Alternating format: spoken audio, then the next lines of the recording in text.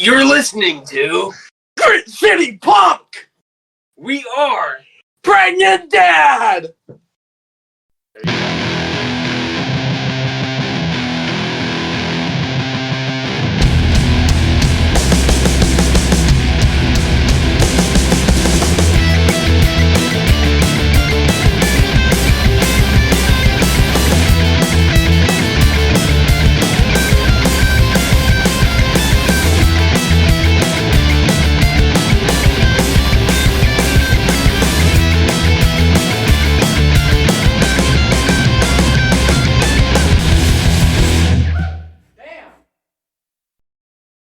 Greetings, punk rock fans, hardcore kids, moshers, showgoers, guys who stand in the back with their arms crossed like me, and everybody else listening. If you like Northwest heavy music, you are in the right place, my friend. My name's Jeremy. This is Grit City Punk. We've got another great episode for you today. We've got an interview with the band Pregnant Dad. Got some new music to talk about. Some shows upcoming to talk about, some upcoming releases to talk about. We've got a very special bonus surprise at the end of the episode. And let's just get into a quick recap. Recently, as in like last week, the band Sue the Fish split ways, disbanded. This is a band that's pretty near and dear to my heart. They played at the very first show that I went to at Real Art. I've seen them 2 other times since then. Really cool kids, great energy, really talented.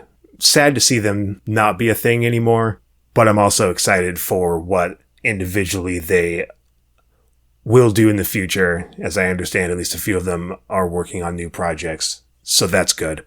Friday night, this last Friday night on the 28th, was a show at Real Art. There was 6 bands. All 6 bands were incredible. The headliner was Costanza. Really cool, heavy emo band. Opening the show was Hot Stepmom. Of course, we all know and love Hot Stepmom. Another amazing performance by them, as always. Bad Optics played. Glad I got a chance to check them out. They put on a killer show.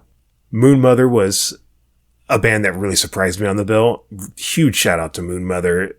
This band is heavy, very heavy, but they have no guitar player, which is a very strange thing, but it works. They have a keyboard / synth player, and the bass, of course, is distorted and very crunchy. As a guitar player myself, and as somebody who's always thought of music in terms of guitar, this is a wild concept to me to have heavy music without guitars. These guys pulled it off. Amazing. This is like a thing that's happening now, and it's really kind of interesting to see. Pigpen, we've talked about them. No guitar player. Just synth noise in place of guitar. Shanked, we've talked about them. 2 basses, no guitars. Somehow these guys make it work, and I'm here for it. If there's any others out there that are heavy, hardcore, punk, whatever bands that don't have guitars, hit me up.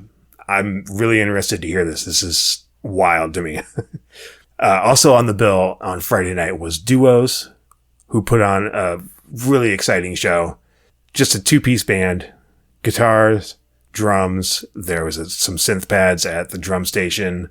The 2 guys actually swapped positions at one point and then swapped back a few songs later. Both did vocals. Really, really fun and exciting show to watch. Dead Energy. They ripped. Really good show from them. Costanza, like I said, was really good. All in all, it was a great show. If you were there, you know. If you weren't there, well, you missed it. But hopefully you were at a different show or doing something else fun with your Friday night. Maybe you were at Treefort Fest. Treefort Fest in Boise, Idaho. Happened all weekend. The Rat Utopia experiment was there. Zookraut was there. Looked really cool. So huge shout out to both of those bands. It's a huge opportunity for them. Really happy for them.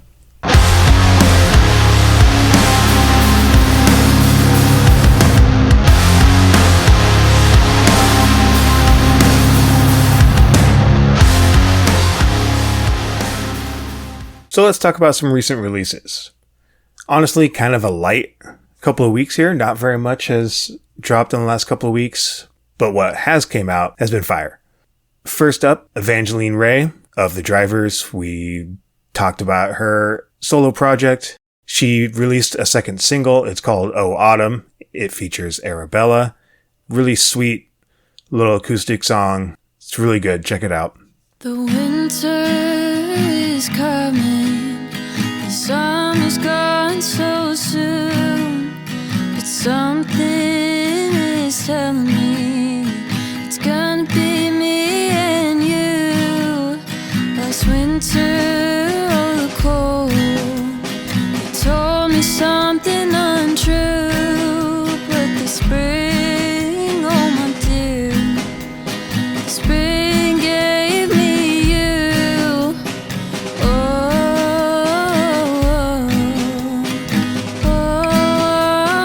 autumn,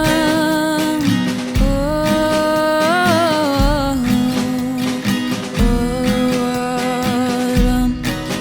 You change with every season, but I see you forever the same. Why do you push away from me still? Why do I pull you in? And I could lay here in all my fears, still feel warmer than your skin. 100 things you could have done wrong, but we won't admit them.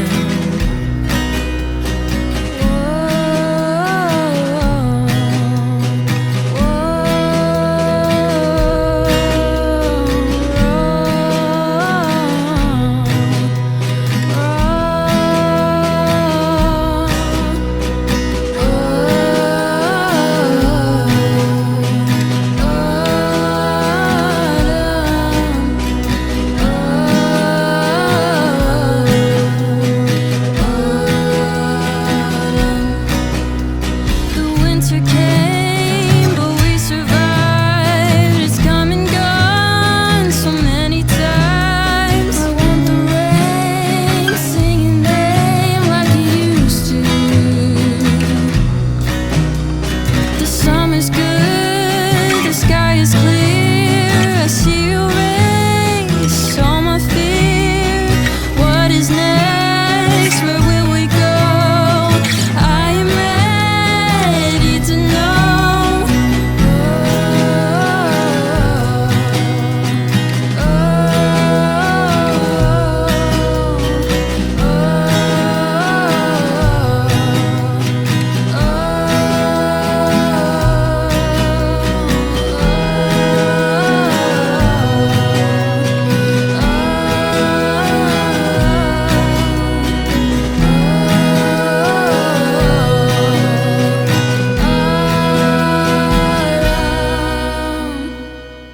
That was Evangeline Rae with her latest single, Oh Autumn.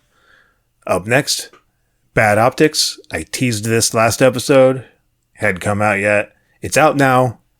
It's the first single from their upcoming album, The Bounded World. The single is called Falling from High Places. It's a great dance punk ripper with some weird proggy elements to it. I really like what these guys are doing. Really cool to see them live. They played this song. Just a great band. This is called Falling from High Places.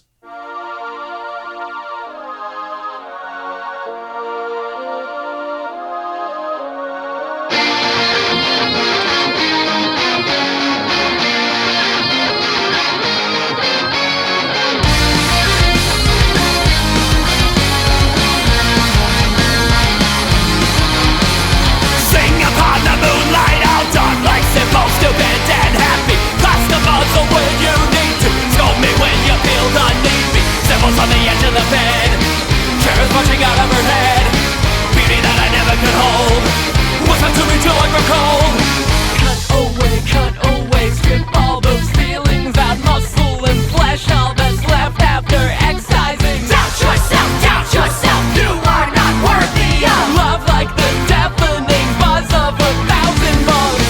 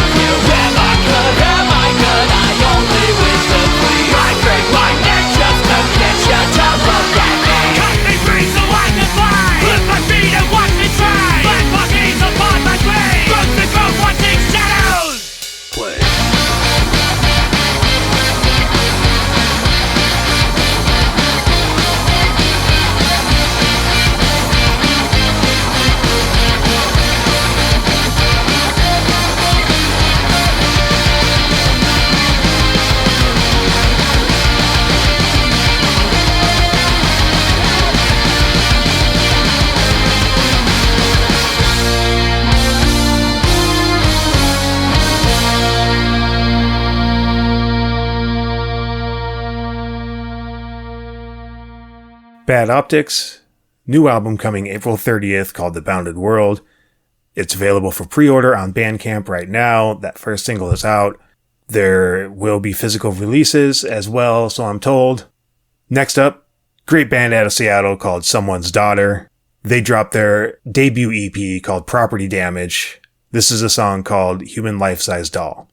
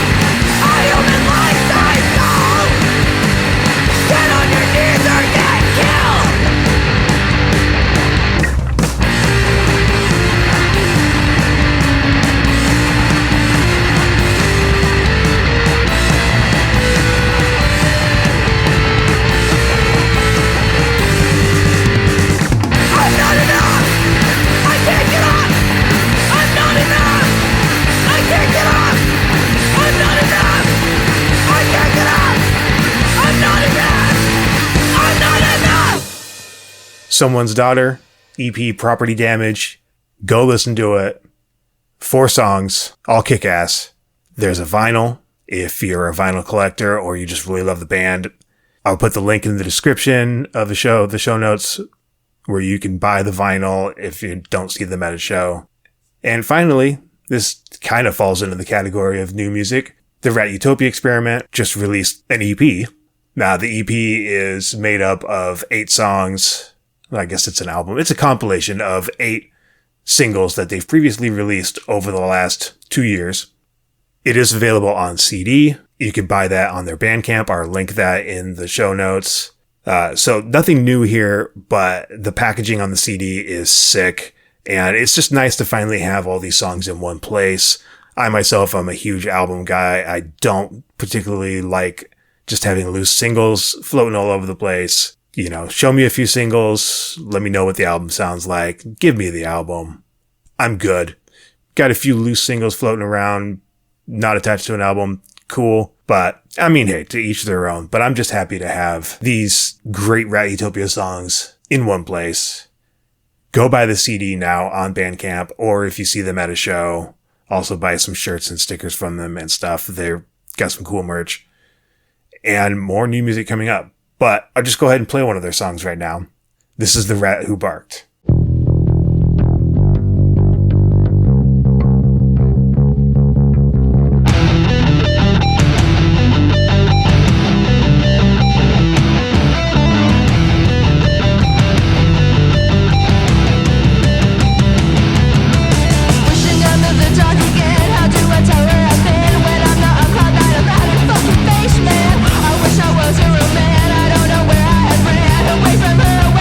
I wish I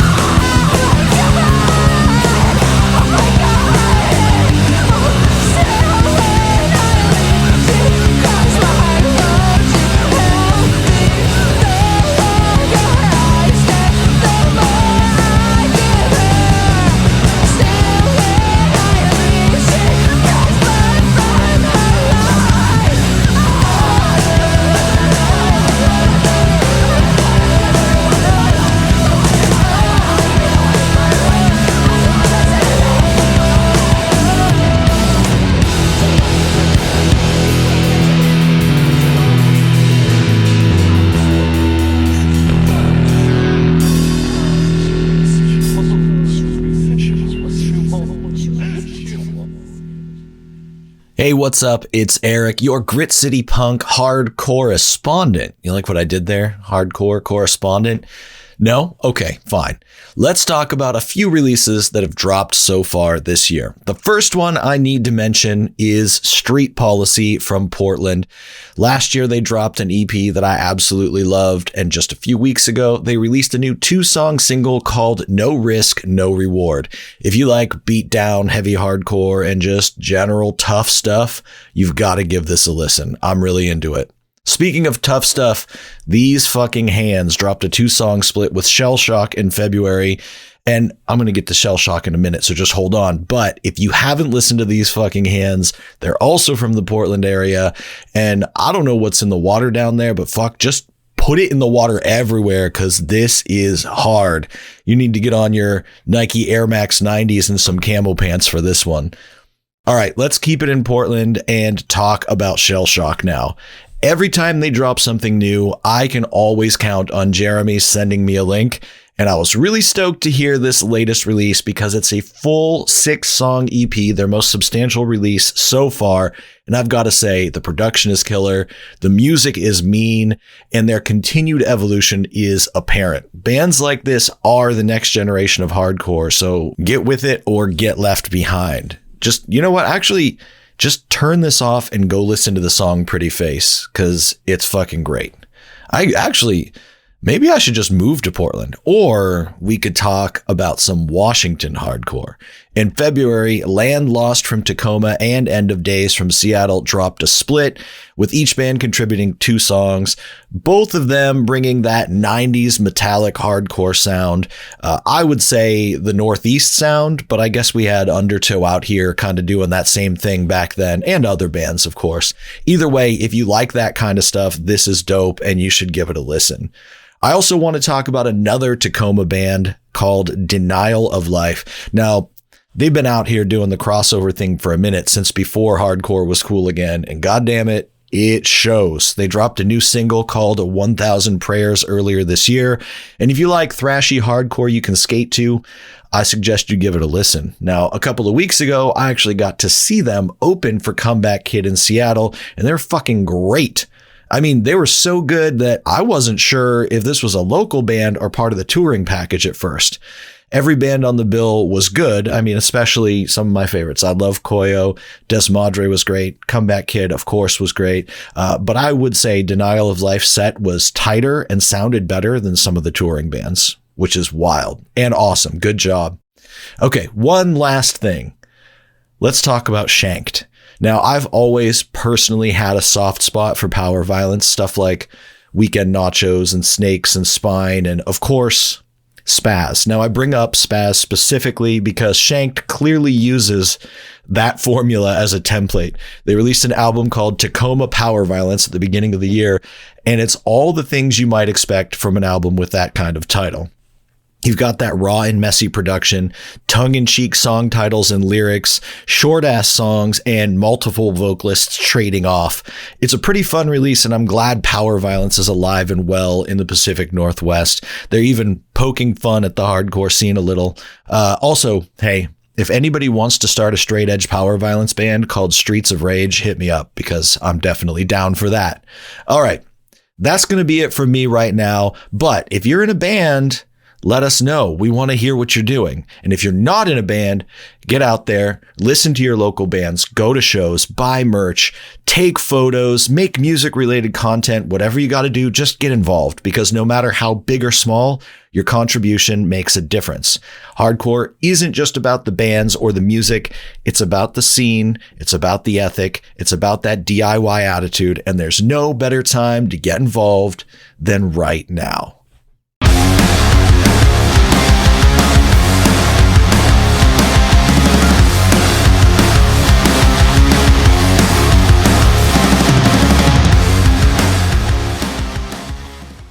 Who are you and what do you do? My name is Socks, they, them, or she, her pronouns, and I am the vocalist and guitar player for Pregnant Dad. I'm Avery Shattuck, and I play drums for Pregnant Dad. All right, we get the full government name there. Yep. So why do you do it? What's your motivation for playing music? I just need to like get everything out of my head. It feels like I just have a lot that just sits in my head and just builds up a lot of, I guess, toxicity or unpleasantness that I just kind of want to get out there and be able to vent a lot of that stuff out in a positive and creative way that, hopefully some other people will think is cool. Same thing for me here. I just like wanted to do something musical. I like, sometimes you just have to have something creative to do, even if it's not like some massive work of art, just some sort of creative outlet. Yeah, some kind of self-expression. Mm. So what does punk mean to you? For me, I don't really think of it as like the genre of punk, because there's like punk rock, which you could say is like punk rock is like a very specific, like old school, like sound of punk rock that people, tend to always go with. But there's obviously like, I guess, more, punk has a different meaning. I guess this sounds dumb, but philosophically or whatever. But it's the whole idea of like going with your own creative expression and going against like the things that try to stop your creative expression, and like going against those things, no matter like what it sounds like or like what the product is, like just going against the things that inhibit or that like go against your creative expression. So that's what it means to me. It also just means like I like to express myself creatively in a way that isn't necessarily like agreed upon by everybody as being the best sounding way. Yeah, to me, punk is kind of like what Avery was saying about not conforming to systems or to any sort of organizational force that wants you to be one way. Kind of going, no, I'm gonna do it my way. Punk is to me personally, punk is all about doing it your way, because in your heart that what you want to do is the right way for you, and it's kind of all about individuality and individual expression. Yeah, it's also like respecting people's individual expression and not trying to box them in with your own way of individual expression, Right. Because that would be pretty hypocritical if you wanted personal expression for yourself, but not anybody else. Sure would. So what has been a favorite experience so far in playing with Pregnant Dad? I guess as a preemptive, how long have you been a band? So we have been a band for less than 2 years. I think we started regularly practicing. Like you joined in like June of 23, I think. Yeah, around June, July. Yeah. But before then, it was me and a couple people. We had a bass player and a kind of sit-in drummer. And I was just trying to figure out how to play guitar, but we started around beginning of 2023. And then I think probably my favorite experience was Pregnant Dad. Probably the Tacoma show, honestly. That was good. I really liked that one because we'd never played to that many people before. Because we're pretty new, and just being able to play to that many people. And when I did my dumb little like Patrick Star, oh, we're pregnant dad, we're like if a dad got pregnant, and then people cheered, and there's like there seemed to be actual applause there, and just kind of going, wow, what is happening? Why are people cheering? That was great. Yeah, that was a really good energy that night. That was probably the best energy I'd seen at a show in a while. It was really good. Well, thank you. Yeah, I'd say that moment there's also some really early on moments of like just making a song for the first time and like it really like hitting hard and being like, fuck yeah, we did it. Like, this is like, you know, I don't know, like we rehearse, like we come up with one song and like we rehearse it maybe twice and it already sounds like pretty good. And when, you know, it was like really early on, it was just always like kind of rocky to get things together.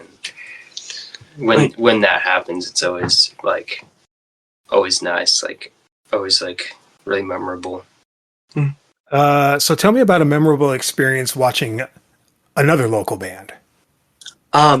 So for me, by far my most memorable experience watching another local band was I was in high school. It was my first like underground show going to and it was at Lucky Liquor. This girl I sat next to in class, it's kind of on a whim, was like, "Hey, will you go with me to this concert?" And I was like, "Okay, sure."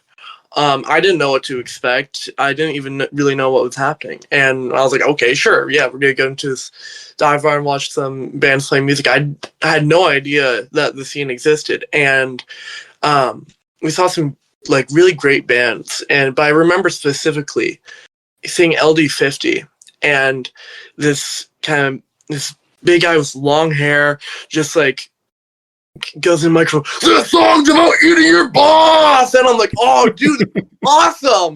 And like, "This is about a beast whale!" It's like, dude, this is awesome! And just the energy and everything that was there. And I just remember going in my head, holy shit, this is what I want to do. I want to make music like this. This is great. Yeah. That's crazy, like when you first discover like that music like that's actually being made. Mm-hmm. And like there's like an audience for it, and you're like, wow. For me, it was only really like about a year ago. Jess, you took me to a Dead Sonics show. Yeah. Introduced to Dead Sonics because they're playing at a local like all ages venue. Mm-hmm. that we like started playing at. And so like that was like it was Dead Sonics, and it was like my first like real introduction into like I guess the more like quote unquote younger punk bands, because my dad's a musician and I've seen him play at all kinds of shows, but he's in what he calls like the geriatric circuit. So I'm creeping away here. Yeah, well, I mean, don't feel too bad. My dad's like 70, so. Oh, okay. Yeah. But, you know, and even like a lot of ex-punk rockers from back in the day, but they're just like, it's just like usually the older bands and like their family members, and some people would come, and so I always just assumed like any sort of alternative or like punk style music is just like dead. And so I saw Dead Sonics playing, and it wasn't even like a big show or anything. Just the fact that they existed and they had so much energy, and I was just going wild. Like we're just like, I think there was like 3 of us, and we were just like moshing. Mm-hmm. There was like the rest of the crowd, but we had our like little mini like mosh pit thing going on, and that was like my first time really like being like, oh wow, this is like a thing I can do, and so that was like pretty inspiring. Yeah. That's cool. I just recently found out about the Dead Sonics, and yeah, I like it. Mm-hmm. Yeah, I remember we just like I loved him so much, and then I don't know why I did, but I just kind of somehow I just out of nowhere just got the courage to go up and go, "Hey, so we're in a band and we really like you guys. What do you want to organize a show together?" And then that happened, and we've played a couple shows with them, and that was great. Yeah, it's always great playing with them. That was crazy. We had played like a summer barbecue. Yeah, and maybe one other turntables show. Yeah. One turntables and trails show. Yeah, one like 2 small shows. Yeah, before that, and like with no like other like super established bands, and so then we go to the Dead Sonics show, and afterwards like Jess and I, you know, we're jamming out the whole time, and then Jess just like walks up there. I go up there to get like a sticker or something. And I'm like, oh yeah, looking through the stickers. And Jess is just like, oh yeah, we're going to play a show with them. I'm like, we what? Like, what? And so that happened, and that kind of like opened things up. Mm-hmm. He got the ball rolling a little bit. That's cool. Are you or were you music students? I mean, I was in like my high school's jazz band. Okay. That kind of got me started a bit, but I kind of decided I didn't really want to do jazz. Uh-huh. Yeah, I'm not in any. I mean, I've been playing drums since I was little, but I've been off and on, and I never did school for it. I almost did. I like played trumpet in like elementary school, and I could have switched to like drums easily, but I just didn't have any like. I didn't have any ambition to like make it a school thing. It's just, like, kind of it for me. So, what's the story with the band name? Yeah. Okay. Discussing the elephant in the room here. So I was in high school. I was actually in a jazz band, and there was a group of us that were gonna start doing little gigs like at restaurants in our free time apart from school, and we wanted a name. And I went to a Catholic school, and it was a pretty transphobic environment, and I was trying to be like as loudly queer as possible. And so I wouldn't so one of the things I did was I would call the jazz band, our name is Pregnant Dad. And partially because at the time, there's people going like, these liberals think that men can get pregnant. And so I kind of wanted to reference that. But also, my dad had a band in the 90s called Mom. And so it's kind of like a flip of that. But anyway, I came up with the name Pregnant Dad as a band name, and I would jokingly refer to like whenever I would play with other people, like whatever music, whatever instruments, I would be like, we're a band called Pregnant Dad now. And after high school, I was like, no, I want to actually make this a real thing. And then we did. What did you play in jazz band? Trombone. Nice. So the Pregnant Dad is just kind of a legacy thing that's just kind of stuck around, and now it's a real thing. Yeah, pretty much. Yeah. I'm going to try something new here. So all of my interviews so far have been pretty formulaic. I have a pretty rough template of the questions and stuff. I'm dropping a new question here. Uh-oh. Self-describe your band. What genre are you? Oh, God. Okay. Here we go. I know. Because I'll tell you what, I suck at subgenres and trying to like identify and describe. I always chase my tail around trying to do it. I want to hear it directly from the band. What are you? Where do we go with? Well, I'm going to give them both answers. Both answers? I'm going to give them both. So, we have a joke answer. We have a joke answer that we came up with this summer, and it was because people were asking what genre we are, and I was like, we're pioneers of a brand new genre, and it's called dog shit. You're about to step into something brand new here, and it landed. And you won't forget it. Yeah, exactly. But just because I have a lot of self-confidence issue that I legitimately believe a lot of the time that my music sucks and will never sound good. So that's like a good way to deflect that. But in a legitimate, kind of over the past few months, I've been reconsidering it. And I was listening to Hendrix, and on the back, it said, genres of the vinyl. It said psychedelic. And he was doing some things with the guitar that I had started doing, kind of making these really cool, like, almost like noise, like just noise, this cool noise segment. I forget which track it was. And I was like, I kind of saw some of my music in that. And I was like, well, what if instead of psychedelic, it's psychotic, you know? It's still psychological, but it comes from a different place. And I think that label more so accurately reflects a lot of where my experiences and perspective comes from in the songwriting. So I would say psychotic rock. I like that. And I also like the Hendrix reference, because I could definitely see that in the intention of how you approach the instrument. A lot of noise and a lot of experimentation. Yeah. Well, so you guys are currently a two-piece. Is that by design? You used to have a bass player, and you don't anymore. Are you going to stay that way, or is it just kind of an in-between period? Yeah, we're just waiting for, I don't know, if a bass player that works shows up, then they do. But I mean, I'm kind of we're doing like pretty good for two-piece right now.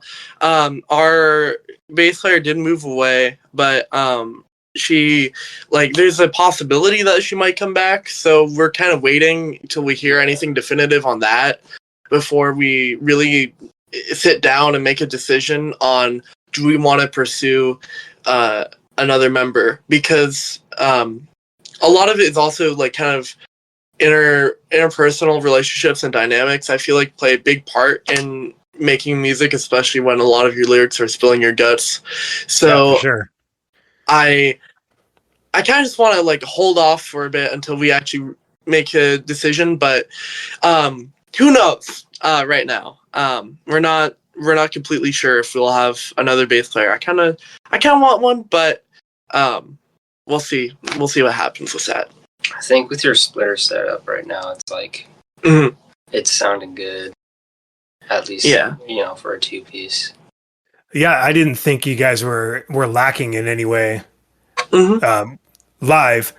And then hearing the album afterwards, or the EP demo, whatever, afterwards, and like, wow, there's a bass on here. And it sounded, and like I didn't recognize the songs anymore. There was like, it was a totally different kind of dynamic.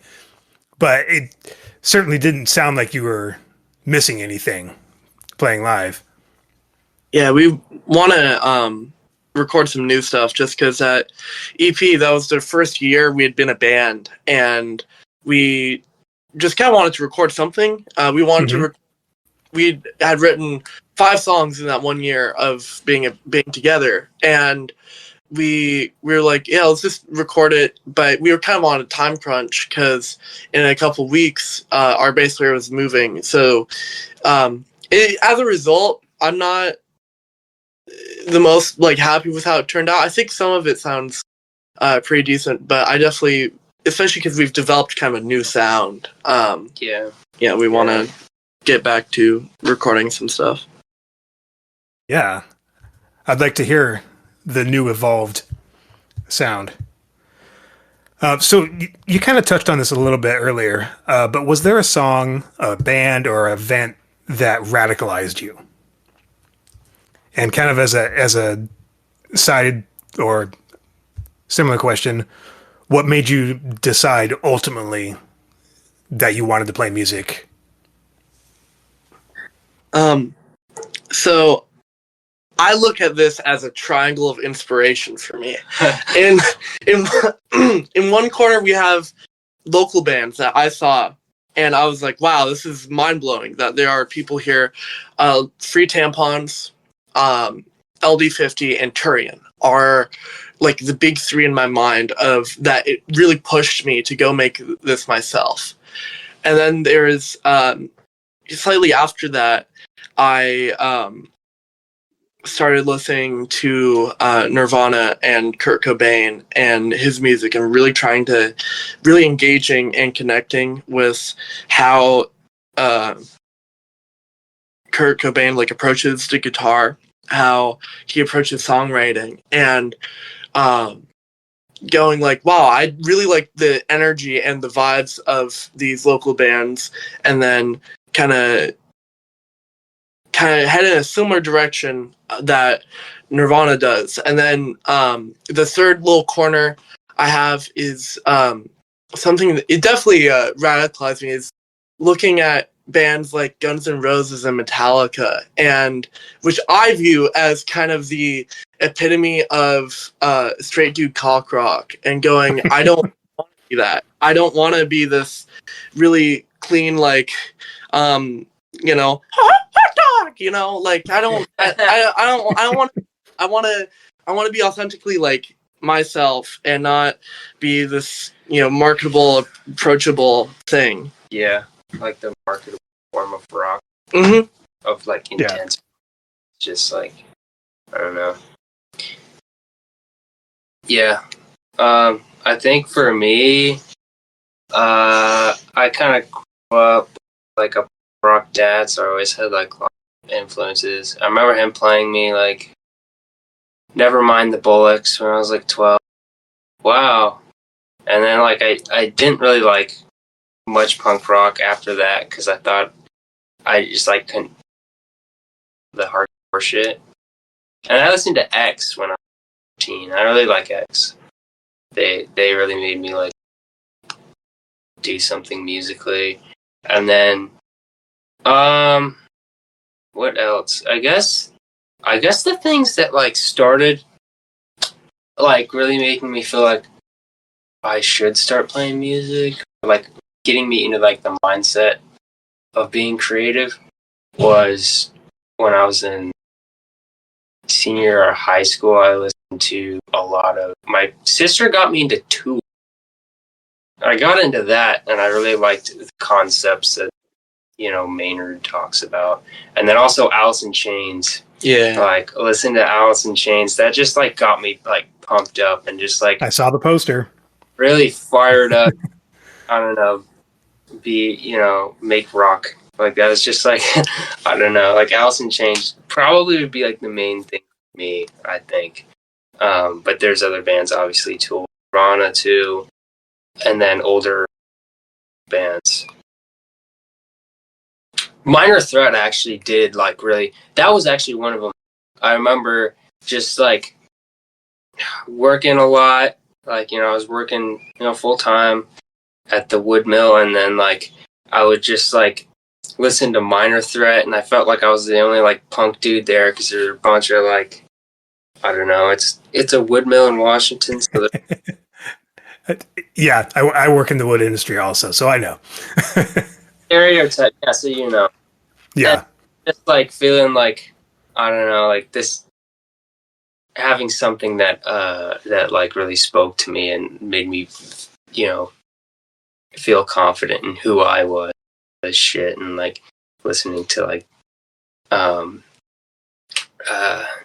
what is it, Filler by Minor Threat, like really hit me. I don't know, that one really like, I guess, radicalized me, if you will.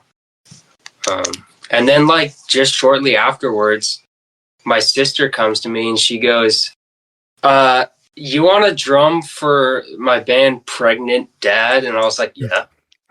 I didn't even know Jack's Point, and like I didn't know what they sounded like, and I didn't really care just because they're called Pregnant Dad. Like, I'm gonna join the band. Like, I was sold at Pregnant Dad. Yeah, totally. Yeah, you both said Nirvana, and I immediately, when I saw you on stage, just the energy you were giving off, that was like the first thing that came to my mind was, yeah, Kurt. just that. Have you seen the documentary 1991, The Year Punk Broke? No. Okay, go watch it. It follows Sonic Youth and Nirvana and who else? I think, was it Tad, I think, on a European tour in 1991, right before Nirvana blew up. It's great, crazy antics. So, tell me about your songwriting process.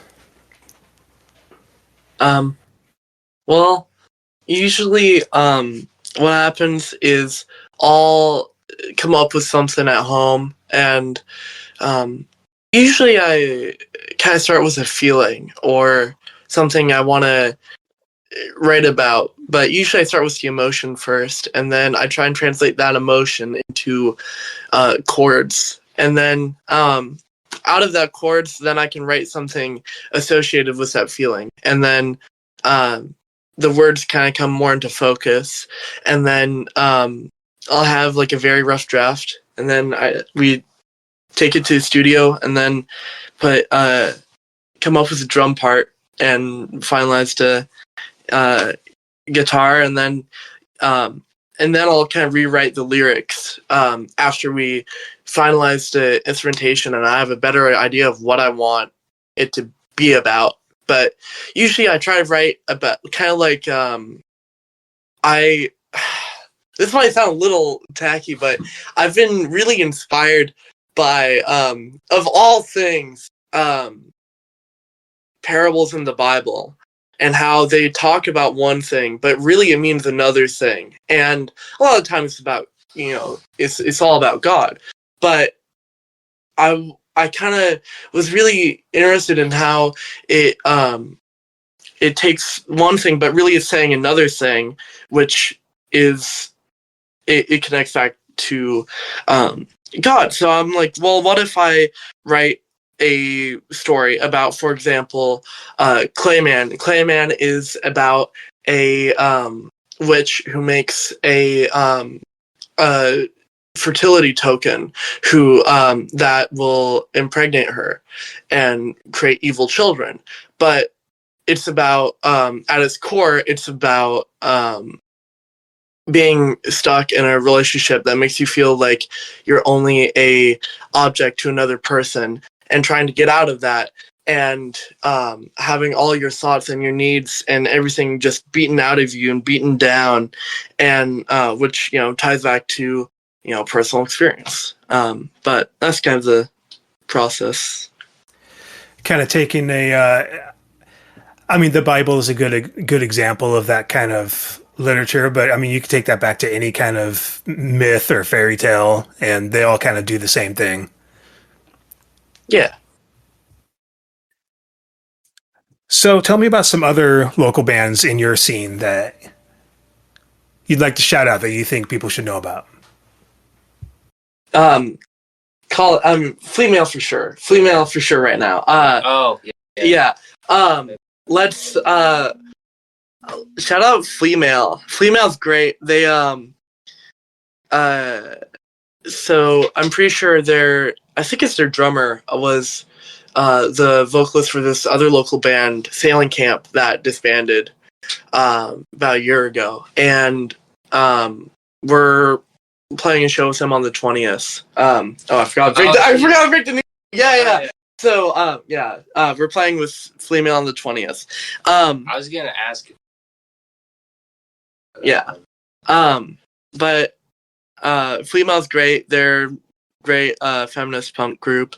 Turian is amazing. They are this metal band. They call themselves future metal, and it's insane though. Like, they're not wrong. It's great. And their vocalist, her vocals are super just they stick with you. You pretty raw. Yeah, it's very raw. Great. LD50 is great. Dead Sonics is also great. What about Mantle Collapse? Oh yeah, Mantle Collapse. Really like Mantle Collapse. They're down in Tacoma. They are. I think, yeah. Yeah. Oh yeah. I guess they're not local. No, they're local enough. The area.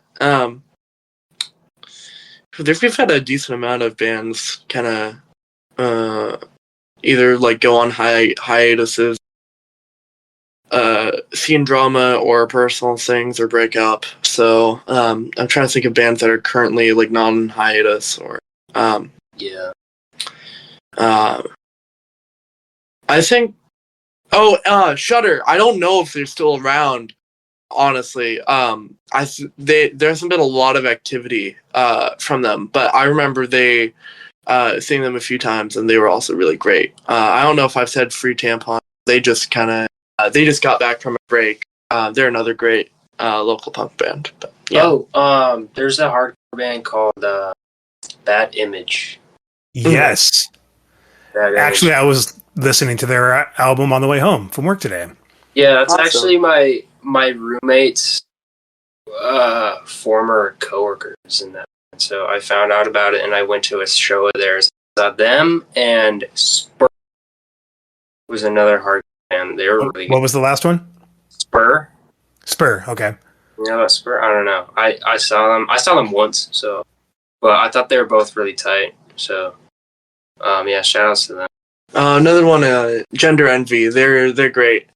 I like Gender Envy. I've gotten a pair of glasses completely crushed to a Gender Envy show. That was great. That was a great memory. So what's next for you? What's next for Pregnant Dad? What does 2025 have for this band? Oh, it's gonna be good. It's gonna be a good year. We want to get back into recording. We're gonna start off with a single and a B-side and release that on Bandcamp and probably Spotify this time. Actually, fork out money for the Spotify streaming stuff. But really, I want to start placing my I guess my strategically playing my cards right. I think more than anything, I kind of want like a group of people that regularly show up to shows. So we're planning to like a decent amount of people so that we can begin to do more like outlandish performance. I really want to do performance art. Just dumb stuff like during lunch meet, cover all the symbols in lunch meet so that there's lunch meat flying everywhere. I want to do outlandish stuff like that, but like be popular enough to where we're not gonna get like yelled at and blacklisted. I mean, we might still anyway. Yeah, sure, but It depends on who has to clean up afterwards. yeah. But I really just want to get some stuff recorded and really try and just I guess work on exposure. I want to work on new songs as well, and I think both of us really want to push ourselves right now, and push ourselves to be better and make better music. But yeah, for sure, sometime this year we're gonna put out a couple songs on Spotify. Awesome. I like that you're planning on having a B-side too. It feels like that's a lost art. Yeah. Are there any other projects or people or causes that you'd like to shout out? Shout out Everyone Art Collective. Brendan's the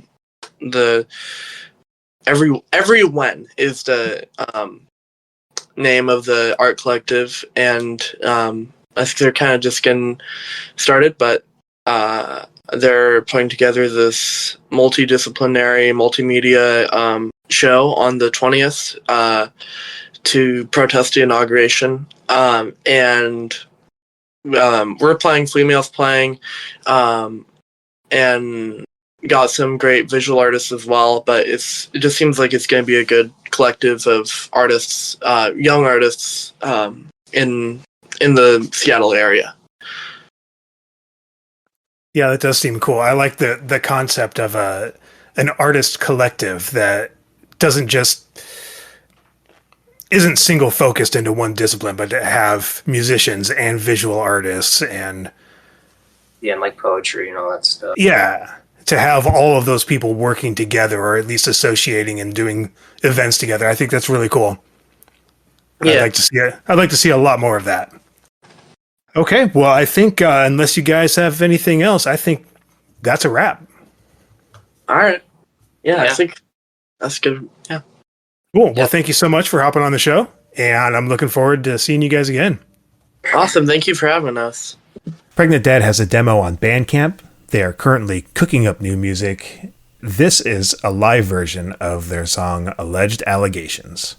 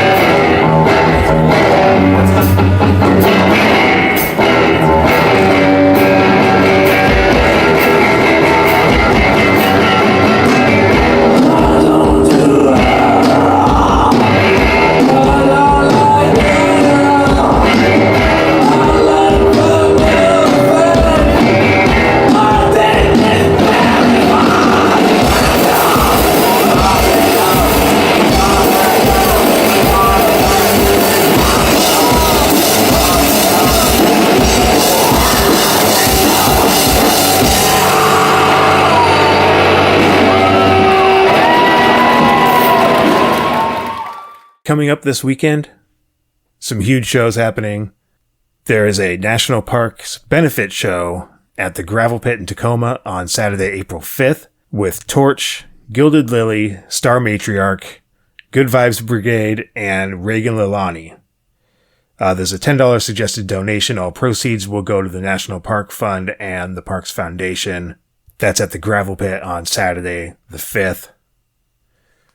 That weekend also is Bleak Outlook here in Tacoma. Huge weekend-long festival. Like any good festival, there's different stages and on different days. Except each stage is a different venue. Some downtown, some South End. I'll give you a rough breakdown of the schedule here. Thursday is the Bleak End meetup at E9 Brewing, followed by a show at Sue's Way at 9 p.m. On Friday, you've got a 5 p.m. at the Mothership, 8 p.m. at Real Art, and 11:30 at Emerson Square across the street from Real Art. Saturday at 1 p.m. at Ally Machine downtown, 7 p.m. Alfred's Cafe, 10:30 p.m. New Frontier. And on Sunday, you've got 2 p.m. Canadian Embassy, 6 p.m. Secret Spot. I don't think it's called a secret spot. It's a secret spot. You just need to know. And 8:30 at Jazz Bones.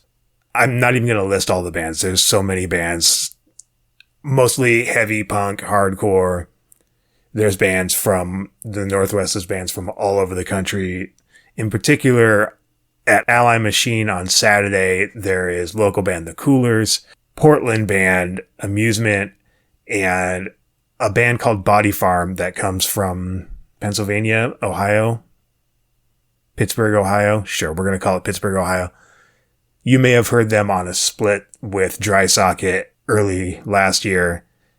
Incredible band. Really should go see them. That's at Ally Machine. Amazing lineup. All the rest of the venues have great lineups too. Just look up Bleak Outlook, find the lineups, find the flyers, and go see some music. Looks like it's going to be a great show. Looking ahead in new releases, Liability is dropping their first official single tomorrow, April 1st, unless it's a joke. If it is, it's not funny. Big Heavy is the name of the first single. Should be dropping tomorrow on all streaming platforms from Liability. Swamp Wife, we've been talking about them. Second EP, Your Love Is All I Know, dropping on the 4th. If you've seen them at a show last weekend, then you may have bought a CD, a handmade CD from them. They had, I don't know how many, but they were all individually one-of-one made handmade CDs of their new EP. Really bummed I didn't get one, but the EP is coming regardless. Tongues will be dropping the first single from their upcoming LP on the 11th. Really excited for that. Probably a bunch of other music coming out in the next 2 weeks as well. But guys, thanks for joining me. This has been another great episode, in my opinion. I hope that you think so too.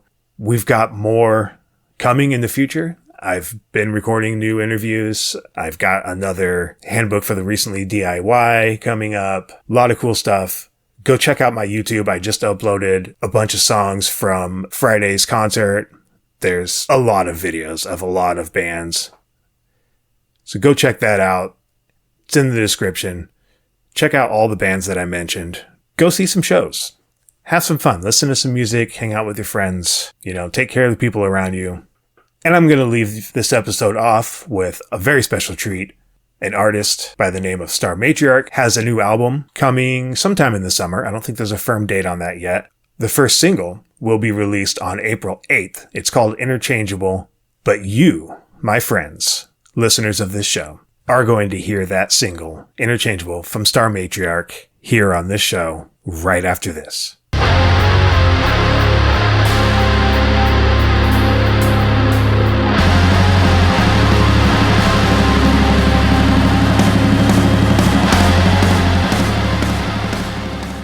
Hey, this is Carol with Star Matriarch, and to me, punk is a combination of three things. One, it's the understanding that your survival is tied to your neighbor's survival, is tied to what happens everywhere, to living beings in all parts of the world, to our land. It's that awareness. Number two, how attuned you are to yourself, your psyche, your body, because from birth, we're trained by this capitalistic, oppressive society to ignore our instincts for the sake of productivity and compliance. It's so easy to go numb. But for a lot of folks, it's also a survival mechanism. But to be punk is to have this attunement and to unapologetically express yourself in whatever way you're naturally inclined to, no matter how inconvenient or disruptive that is for the status quo. Which brings me to number 3, this deep-rooted drive to disrupt or defy because of numbers 1 and 2, that recognition that we all depend on each other, the feelings that come up when we witness all this fascist fuckery that has been going on for generations, and our desire to preserve and assert our authentic self. There's a strong need to disrupt. How that looks is different from person to person, but that need to fuck things up for the oppressive forces makes this all punk. So it's not the music, it's not the aesthetic, it's not the bands you like or the records you own or what you look like, which is why the term Nazi punk is an oxymoron. So there you have it. That's what punk means to me. This is Carol with Star Matriarch. Thank you, Grit City Punk. This has been a Jiggle Down Productions production.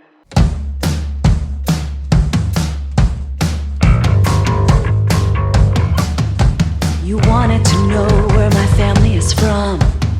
Where did you want me to say I'm from? Before I could tell you anything, you said I remind you of a girl you left some time ago.